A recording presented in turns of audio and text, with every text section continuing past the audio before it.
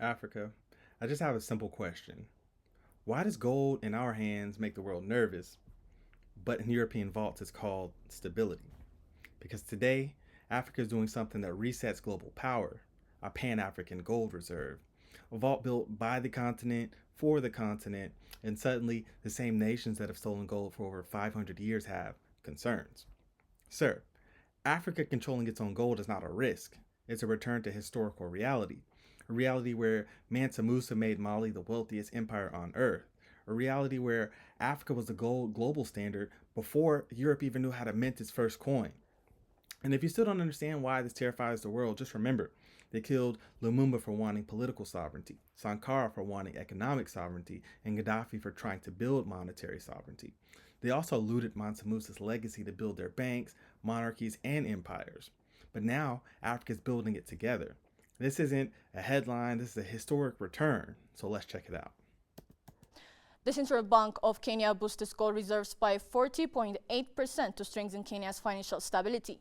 The Central Bank of Kenya has increased its gold holdings by 40.8% during the financial year ending in June 2025.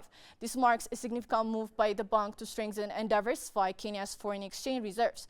The main reason behind this increase is to diversify Kenya's reserves. Traditionally, Central Bank of Kenya's reserves have been held mostly in foreign currencies such as the US dollar, the euro, and the British pound. While these are stable currencies, their values can still fluctuate due to global economic changes.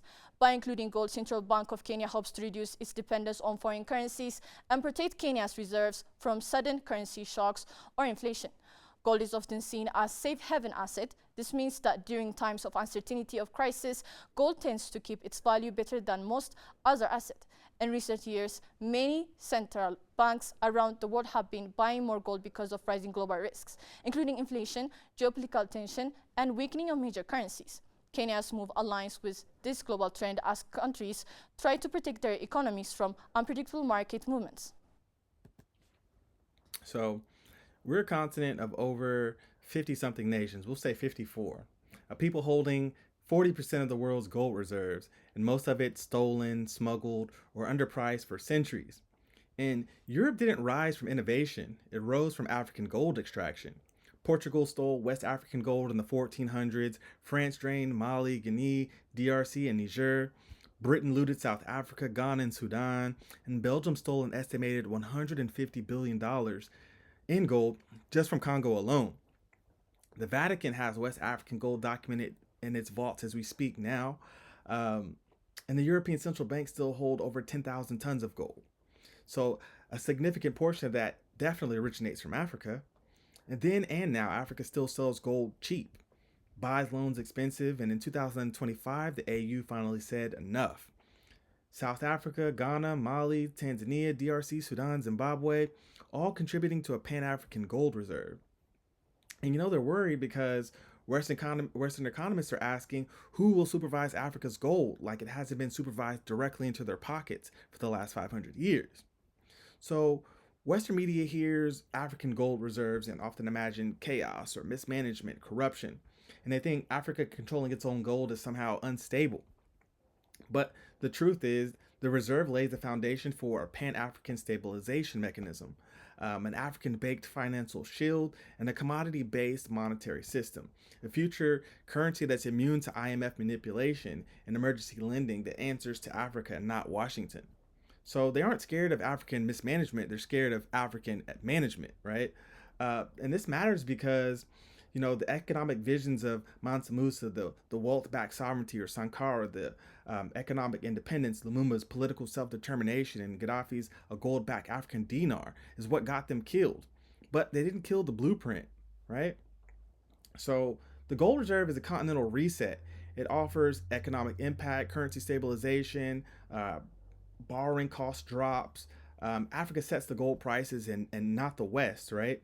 So between colonial extraction and modern underpricing, Africa's lost between 3.5 and 5 trillion in gold wealth, right? Huge numbers. So now imagine Africa saving it instead of losing it. It's a huge political impact. African leaders gain bargaining power. Regional blocs become harder to destabilize, which is really important. The continent gains a shield against sanctions. Global monetary manipulation weakens. So when we have hard reserves, coups become harder, puppets become useless, and external powers lose their grip.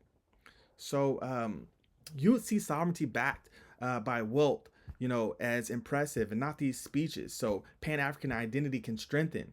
And nations begin thinking in decades and not by donors. So it has a huge diaspora impact because African people worldwide finally have a financial anchor.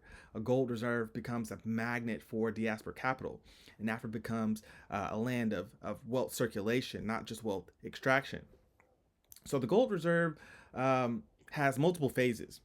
So phase one is currently underway. Phase two is the Pan African Bullion Bank. And then phase three is a mineral backed African settlement system, with four being a continental currency backed by gold, cobalt, platinum, and lithium.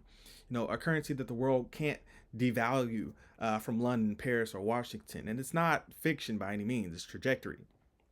So the projected milestones are 2027 is when Africa launches the bullion backed settlement network. 2030, Africa becomes the third largest gold holder. 2032, regional gold backed currency emerges. In 2035, Africa becomes a global lender and not a borrower. So, if you think this gold reserve is bold, right? Until you see, the plan for the other minerals like cobalt, lithium, platinum, and uranium, which are highly needed as well. So, Africa, there comes a moment in history when people stop asking for permission and start repossessing what was stolen from them. So the Pan-African Gold Reserve is a moment that is not arrogance or rebellion, it's restoration. So from Mansa Musa's empire to 2025, Africa reclaiming its economic throne is important. They stole African gold to build theirs. And Africa is now using African gold to build ours, right? So Mashallah, that's your African insight for today. Please don't forget to like, comment, and subscribe because on Mr. Empower TV, we don't chase the headlines, we chase the truth behind them. This is Mr. Empower, and I'll see you in the next video. Peace.